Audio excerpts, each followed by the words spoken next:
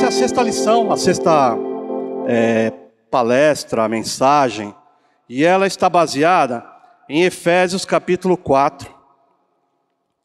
Efésios 4, versículo 31 e versículo 32. E a palavra do Senhor nos diz o seguinte, versículo 31 do capítulo 4. Longe de vós toda amargura e cólera, e ira, e gritaria, e blasfêmia, e bem assim toda malícia. Antes, sede uns para com os outros benignos, compassivos, perdoando-vos uns aos outros, como também Deus em Cristo vos perdoou. É interessante essa carta de Paulo, na verdade, é uma opinião minha, pessoal. Eu acho que ela é uma das duas cartas mais difíceis, mais complexas que Paulo escreveu. Ela é uma carta de apenas 6 capítulos, mas ela é recheada de mensagens e de mensagens teológicas que dão para a igreja uma estrutura bastante profunda com relação ao que ela precisa fazer para se estruturar, para se edificar e para se manter na presença do Senhor. Por ela ser uma carta de 6 capítulos, vocês quando estiverem lendo, ou quem já leu com mais profundidade, vai perceber que ela tem os 3 primeiros capítulos, ela vai falar muito sobre a teologia de Deus. Ela vai falar muito sobre o quanto Deus trabalhou pela igreja. Então você pega o capítulo 1, 2 e 3, você vai perceber que Deus trabalhou muito, muito, muito, muito para a edificação e a continuidade, a eternidade da igreja. Quando você entrar no capítulo 4 ao capítulo 6, você vai perceber que ela vai falar sobre a nossa vida cristã. Então, tudo aquilo que Deus trabalhou no capítulo 1, capítulo 2 e capítulo 3, agora está sendo colocado a partir do capítulo 4, o que nós devemos fazer, como é que nós devemos responder ao que está proposto nos capítulos 1, 2 e 3. Então, por exemplo, alguns exemplos aqui que nós vemos quando nós estamos falando do capítulo 1, 2 e 3, onde Deus trabalhou bastante. Bom, a primeira coisa que nos fala aqui, ela fala sobre a constituição da igreja. E no capítulo 1, do versículo 3 ao versículo 6, vai falar dessa constituição da igreja pelo Pai. Ou seja, Deus trabalhando pela constituição da igreja. Depois nós vamos perceber, ainda no capítulo 1, do versículo 6 ao versículo 12, a constituição da igreja no aspecto de Jesus o Filho. E quando nós entrarmos no versículo 13 até o versículo 14, nós vamos ver a constituição da igreja através do Espírito Santo. Então Deus trabalhou bastante para que a igreja fosse constituída e a igreja se permanecesse de pé. Também nos capítulos 1, 2 e 3, nós vamos ouvir falar sobre as bênçãos de Cristo para a igreja. Então, por intermédio de Cristo, a igreja ela é abençoada com uma variedade de bênçãos.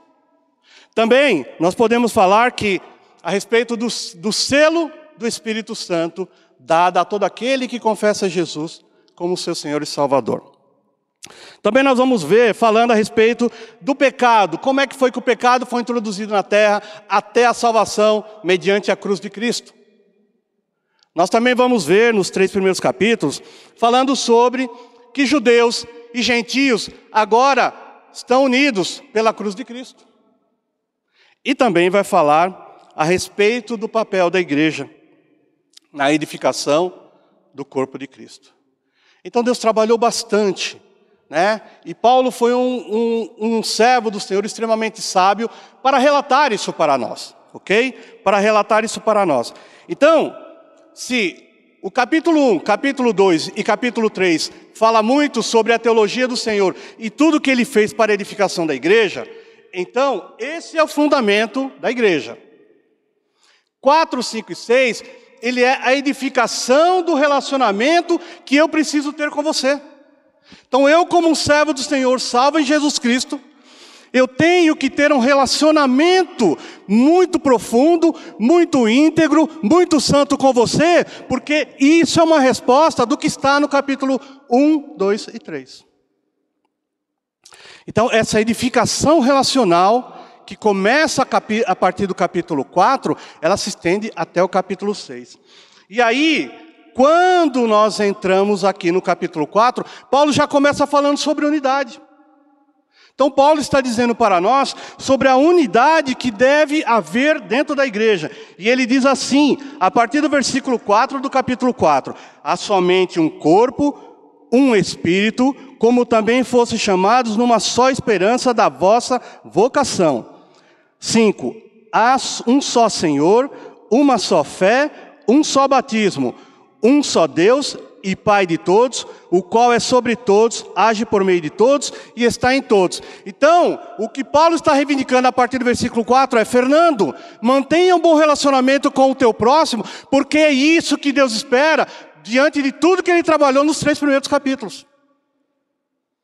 E aí, a gente entende o seguinte: se o fundamento é santo, é o trabalho do Senhor, a edificação também deve ser santa. A edificação deve ser santa. E aí, Paulo então, quando ele vai avançando no capítulo 4, e ele chega nesses 2 versículos que nós acabamos de ler. E aí ele diz: longe de vocês o quê? Toda amargura, e cólera, e ira, e gritaria, e blasfêmia. E bem assim, toda a sorte de malícia. Então, Paulo requer, por intermédio de Deus, que nós fiquemos distante dessas coisas, porque essas coisas não fazem parte daquilo que Deus trabalhou, e ela também não faz parte da unidade apresentada no início do capítulo 4. Paulo está querendo que nós nos afastemos disso, porque aquele que se afasta disso está se aproximando de Jesus. Então, Jesus e cólera não se conversam. Jesus e amargura não se conversam. Jesus e ira não se conversam. Porque Cristo está pedindo para que nós, em unidade, estejamos distantes disso. E esse é um desafio para nós. A igreja tem um grande desafio quando ela é confrontada, ou quando ela é solicitada dela, que ela se mantenha distante dessas coisas. Por quê? Porque todas essas coisas não fazem bem para nós. Essa nossa mensagem, ela está baseada em um tema chamado Restaurando Relacionamentos. Então, se os relacionamentos estão quebrados, eles precisam ser restaurados. E esse é um dos propósitos do programa Celebrando a Recuperação. Mas aí, Paulo continua, né? Porque quando nós nos aproximamos de Cristo e nos distanciamos desses aspectos ruins, amargura, cólera, ira e tudo mais, nós estamos nos aproximando e deixando de ser gentios. Por quê? Porque Paulo fala disso aqui também. Ora, vós deveis deixar de ser gentios, porque há alguns aspectos que os gentios praticavam, do qual Paulo não concordava, e ele deixa claro que isso pode ser um perigo para a igreja. Isso pode ser um perigo. Aí, se Paulo está querendo que nós nos afastemos e deixemos de exercer aquelas atividades que os gentios exerciam, então nós precisamos fazer conforme Romanos, capítulo 2, versículo 29, nos diz. Então, Romanos 2, 29, nos diz o seguinte: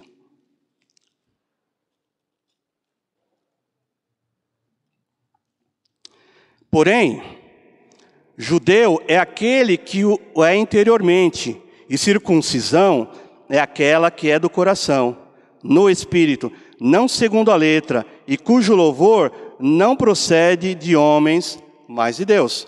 Então, o que Paulo está nos sugerindo é que, à medida que a gente vai se afastando disso, que a gente vai percebendo as nossas dificuldades e vamos buscando reatar relacionamentos, nós estamos voltando a ser aquele judeu descrito aqui em Romanos 2, 29, que não é aquele que tem no seu corpo, mas aquele que tem a circuncisão em seu coração, transformado pelo arrependimento diante da cruz de Jesus Cristo. Então é isso que o apóstolo Paulo, em Efésios capítulo 4, está sugerindo para nós. Que a gente abandone todas essas coisas que nos causam problemas. E aí, uma pergunta: como restaurar esses relacionamentos? Como é que nós podemos restaurar relacionamentos se eu procuro fazer a vontade do Senhor, se eu procuro estar na igreja todo domingo, se eu entendo que eu já passei pelo processo de arrependimento e estou agora salvo em Cristo Jesus? Como é que eu posso trabalhar essa restauração dos relacionamentos? Bom, a palavra do Senhor, ela nos sugere algumas coisas. E uma delas que nós podemos ver é que perdoando aquela pessoa que nos feriu. Então, se eu tenho alguma pessoa que me feriu, eu posso perdoar essa pessoa para que o meu coração volte a ficar tranquilo com relação a isso. E aí é um ponto difícil para nós. A gente tem dificuldades. Por quê? Porque em alguns momentos o meu coração está amargurado. Porque em alguns momentos eu fico irado por aquela situação, com aquela pessoa. Porque em alguns momentos eu começo a querer ir para cima dela e gritar com ela. Eu quero pôr para fora o sentimento ruim que está corroendo o meu coração. Eu também vou começar a ter pensamentos maliciosos a respeito daquilo. Uma vingança e tudo mais. Então, uma das coisas que eu posso fazer é perdoar aquela pessoa que me feriu. Outra coisa que eu também posso fazer, eu posso também fazer reparos, porque às vezes o problema está em mim. Eu feri, eu machuquei, eu magoei, eu quebrei relacionamentos. E aí eu também preciso estar disposto a reatar esses relacionamentos dos quais eu causei rompimento. E por que perdoar é interessante? Por que perdoar quem me feriu? Primeira coisa, porque a palavra do Senhor fala lá em Efésios 4:32 que antes, sede uns para com os outros benignos, compassivos, perdoando-vos uns aos outros, como também Deus em Cristo vos perdoou. Então, por que eu tenho que perdoar? Porque Deus já me perdoou. Deus já me perdoou. Então, eu não estou fazendo nada mais que repassar a bênção dada por Deus àquele a quem eu feri ou a quem fui ferido. Então, quando eu me disponho a ir para cima, numa boa vontade de me relacionar, reatar relacionamento com aquela pessoa, eu estou fazendo isso porque já fui perdoado pelo Senhor. Eu sei o que é o resultado em meu coração de um perdão do Senhor. Por que mais também? Lá em Colossenses 3:13, diz o seguinte: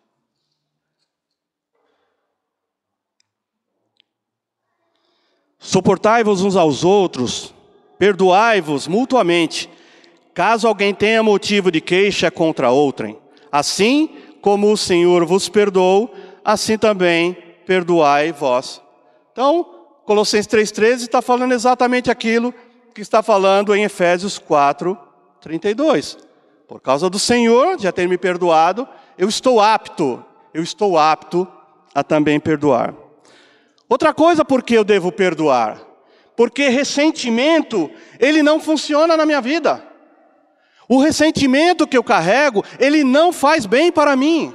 Ele está me corroendo, ele está fazendo meus dias ficarem menores na face da terra, ele está me fazendo ficar mais velho, os meus ossos se doem, os meus nervos se contraem, e a minha mente fica a todo momento trabalhando coisas que não tem nada a ver com o Senhor. Não tem nada a ver com o Senhor. Então, lá em Jó, capítulo 5, versículo 2...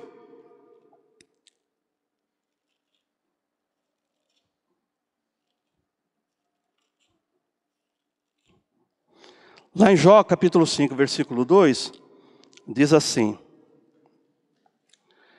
porque a ira do louco o destrói, e o zelo do tolo o mata.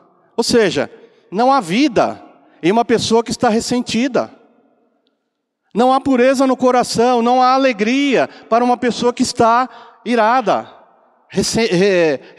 com ressentimento. Não há vida no coração dela. O coração dela fica turvo, ele fica triste, ele fica ressecado, ele vai se fechando. Ele não tem alegria. Então Jó está falando isso para nós também. Outra coisa também, né?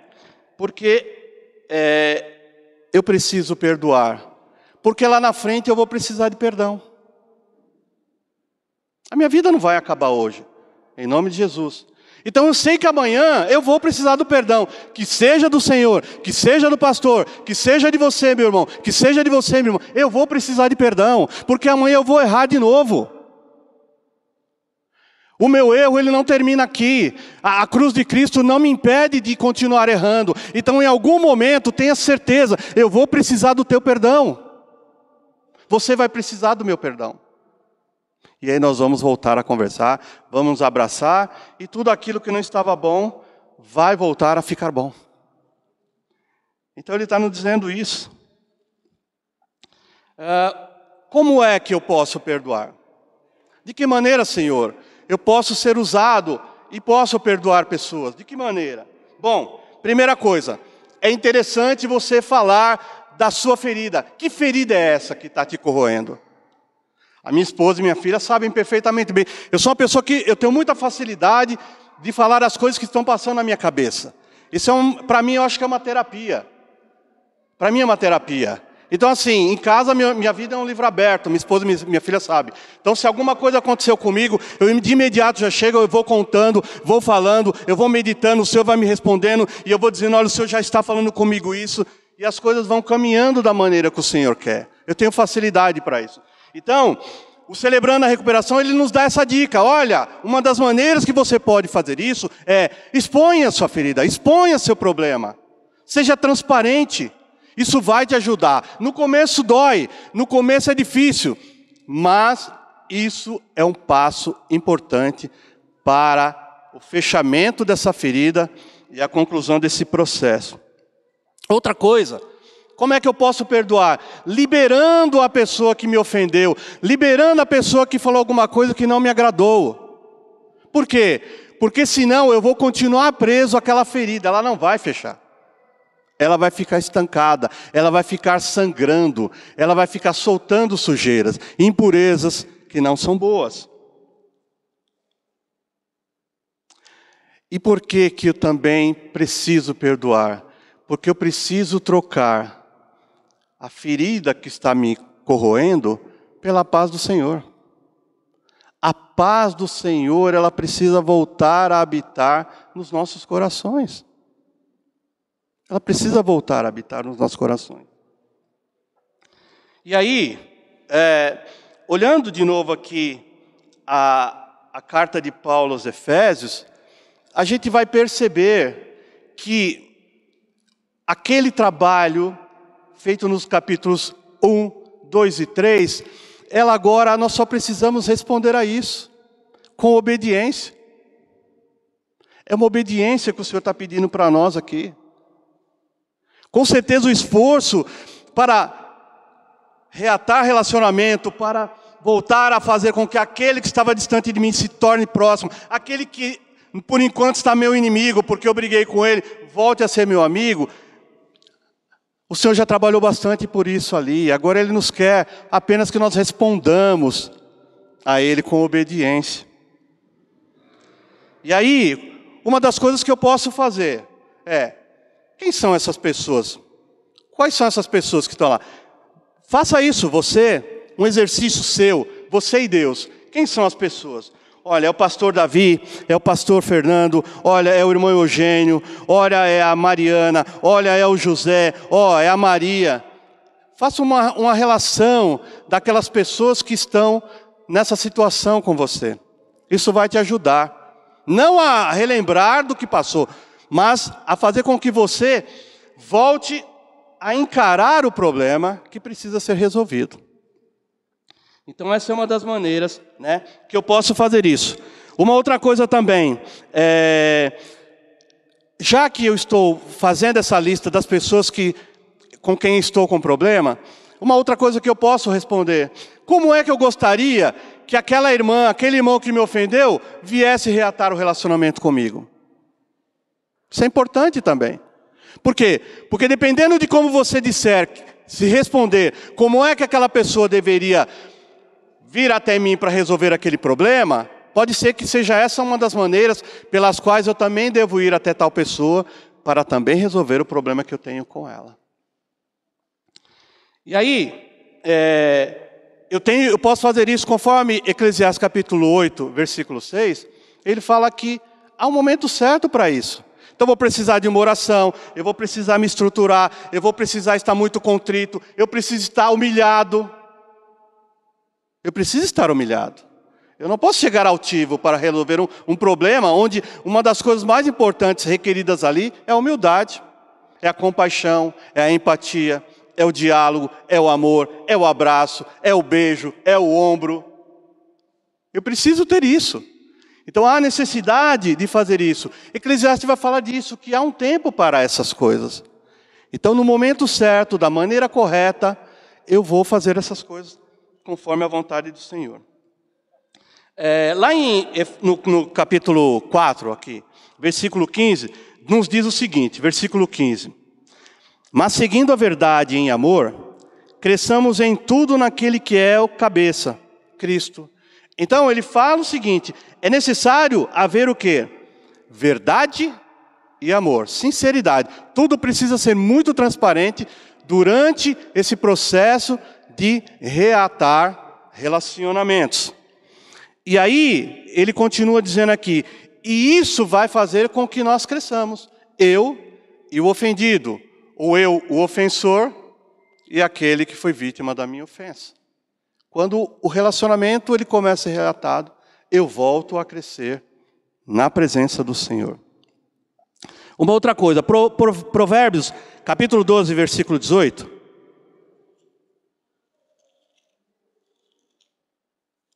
Provérbios 12, 18 diz o seguinte.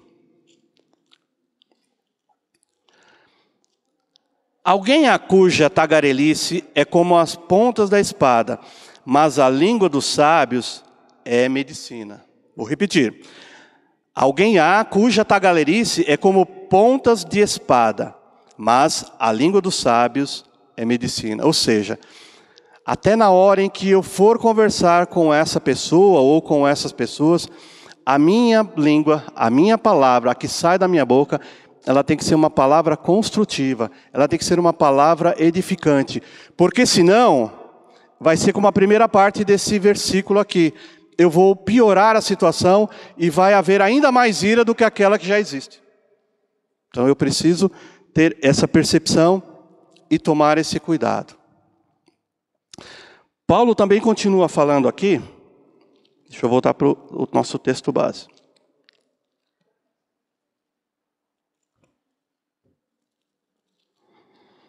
Então ele diz, antes, longe de vós, toda amargura. Então a amargura, ela é uma coisa que ela não é boa para nós. Você já deve ter conversado com várias pessoas extremamente amargas, que não querem dar bom dia, que não querem conversar com você, que preferem ficar carrancudas.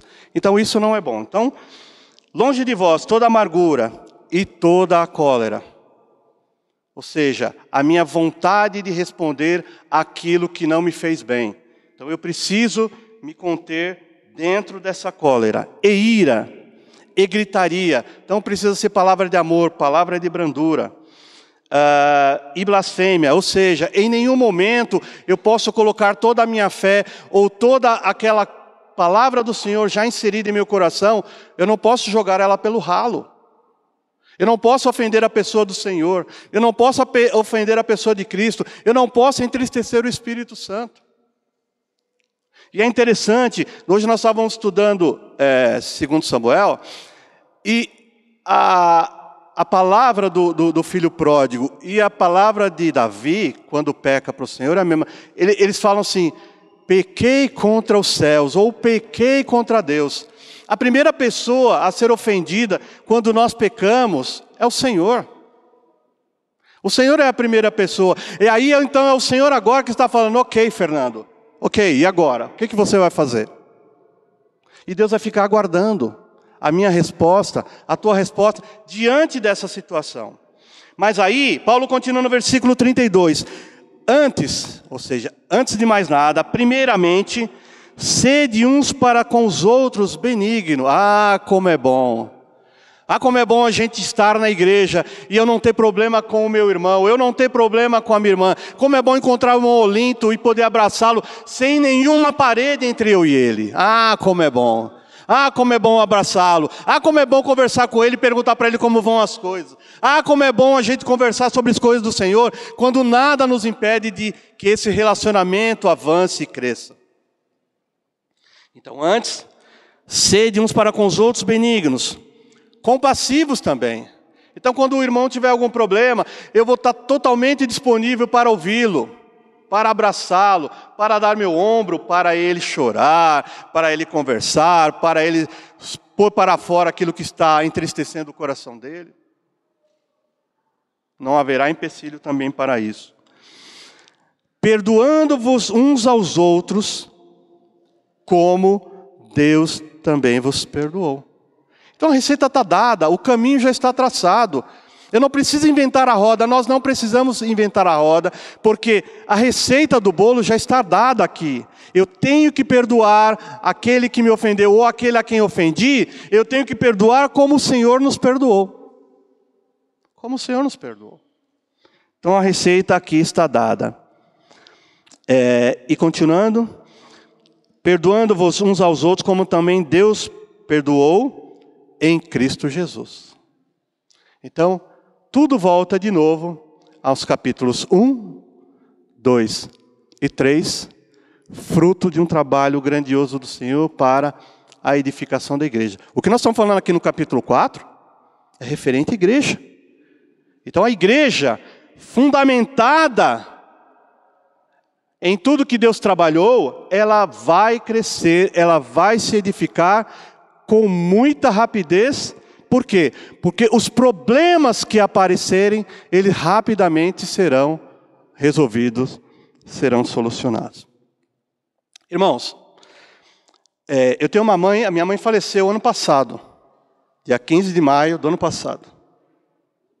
Eu sou o 9º filho de 11, eu sou o 9º. Então 4 nasceram em São Paulo, 7 nasceram na Bahia. Então, a minha família é uma família assim, ela era uma família um pouco conturbada. Para vocês terem uma ideia, a minha irmã mais velha, ela faleceu dia 2 de janeiro. Minha irmã número 1. E ela teve um problema com a minha irmã número 2 há 38 anos atrás. A minha irmã mais velha faleceu. E ela e a outra não se conversaram. Ela morreu e o problema não foi resolvido. Não foi resolvido, pastor.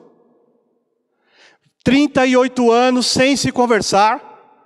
Elas não tiveram a oportunidade, elas não amadureceram bastante, ainda que não fossem evangélicas, para falar assim, eu preciso resolver um problema com essa minha irmã. Elas não resolveram o problema. O problema foi para o túmulo daquela, porque agora não tem mais o que fazer. Isso não pode acontecer.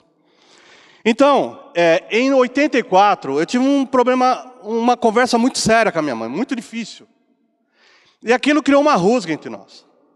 Mas assim, aí eu me casei, e eu tinha colocado no meu coração de estar sempre perto da minha mãe. Graças a Deus, os filhos de hoje, eles não precisam ajudar pai nem mãe, né? Graças a Deus. Pouquíssimas exceções aí. Mas naquela época a gente tinha que ajudar pai e mãe. Pelo menos a minha história de vida com a da Cida, ela é muito parecida porque a gente sempre precisou, e mesmo depois de casado, eu falei, Senhor, eu vou continuar honrando a minha mãe, vou continuar dando uma ajuda pequena, mas eu quero estar lá ajudando.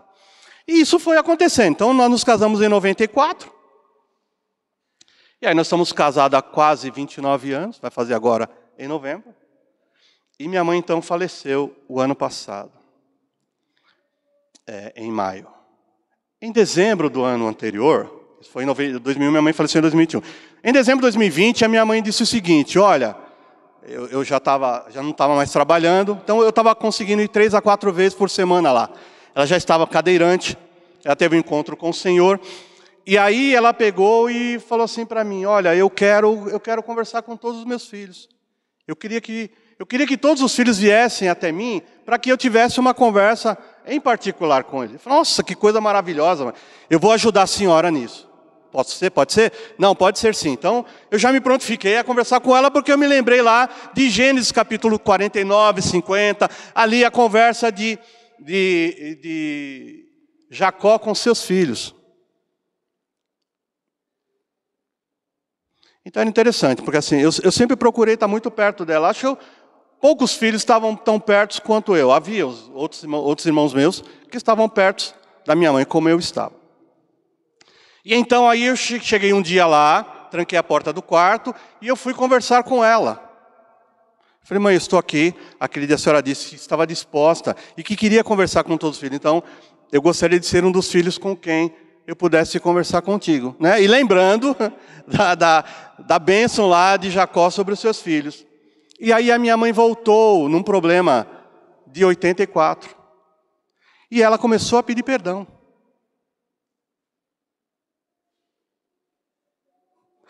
E eu falei, meu Deus, já se passou 27, 28, não, 84, nós estávamos falando de 37 anos, 36 para 37 anos. E aí a minha mãe começou a relembrar um monte de coisa daquilo, porque aquilo estava fazendo bem para ela. E aí eu falei, meu Deus, mas ela não me chamou para a bênção, ela não me chamou para a gente falar de coisas bacanas, ela expôs a ferida dela, porque aquilo fazia parte do processo dela.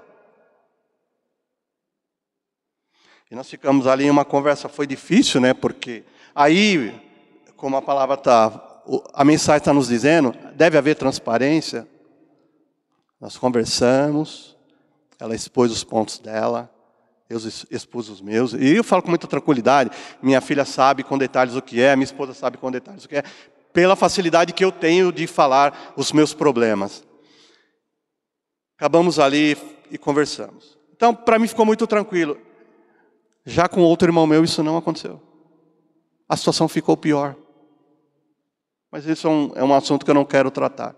O que eu quero dizer é assim, a minha mãe me chama, depois de 30 e poucos anos, para lembrar um episódio que para ela não estava fazendo bem há tanto tempo. E aí ela me chama e fala, você me perdoa, filho? Quando a gente entende que quem tem que perdoar normalmente os filhos fazem alguma coisa para os pais, né? Que não os agradam, né? É nós que deveríamos estar pedindo perdão. Mas, uma vez visitada pelo Senhor e sabendo que ela morreu salva, aí o Senhor fala com quem Ele quiser. O Senhor fala com quem Ele quiser. Da maneira como Ele quiser. E foi dessa maneira que aquele problema foi resolvido entre eu e a minha mãe. Um problema de 37 anos. Pode ser que você tenha um problema de 2 dias. Mas pode ser que tenha um problema de 10 anos. Mas pode ser que tenha um problema de 50 anos. Eu não sei. O que eu sei é que a palavra do Senhor está dizendo que nós precisamos deixar de lado toda a amargura, toda a ira, toda a cólera, todo o ressentimento. Precisam ficar fora de nós. Por quê? Porque nós somos novos judeus. Nós temos uma circuncisão no coração. E se eu tenho esse selo no coração, o Senhor requer de mim santidade e mudança de paradigma. Eu não posso continuar do mesmo jeito. Não posso. Como é que eu venho todo domingo para a casa do Senhor e eu trago um problema? Eu sei que é difícil. Eu sei que é difícil. E a cada vez que a gente vem, o Senhor vai lembrar de mim e vai lembrar você. E aquele problema, e aquele problema, e aquele problema.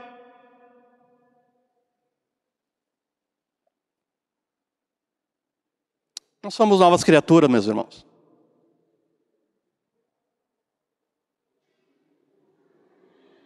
Eu estou falando isso para vocês, eu estou sentado aí, tá? Eu estou falando aqui, mas eu estou sentado aí. Tem certas horas que a gente tem que parar de brincar. Não é possível que um Deus que falou sobre unidade, um Deus que fala sobre salvação, um Deus que fala que em Cristo Jesus nós somos um só, um Deus que trabalhou tanto. Não é possível a gente continuar sentado como se nada tivesse acontecido. Deus me pregou uma pressa naquele dia, meus irmãos. E não foi fácil. Não foi fácil. Porque a gente sabe que tinha um problema, e para mim estava tudo resolvido, parcialmente resolvido, mas a ferida foi grande, o pus que saiu foi muito grande.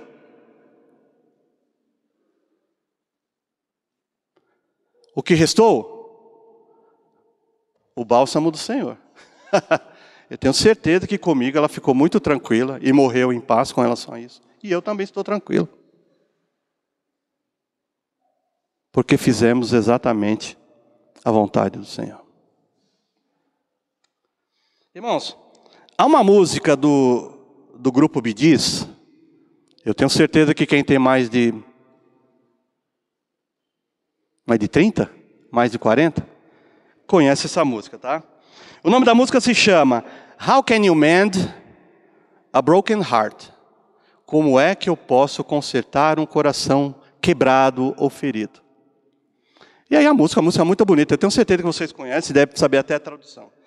Mas aí chega no refrão que diz assim: por favor, me ajude a consertar o meu coração quebrado e me deixe viver outra vez. Os cantores que não conhecem o Senhor, por favor, ajude-me a consertar o coração quebrado, partido, triste, e deixe-me viver outra vez. É isso que o Celebrando a Recuperação está se propondo a fazer. Nos ajudar a consertarmos os nossos corações quebrados. Amém?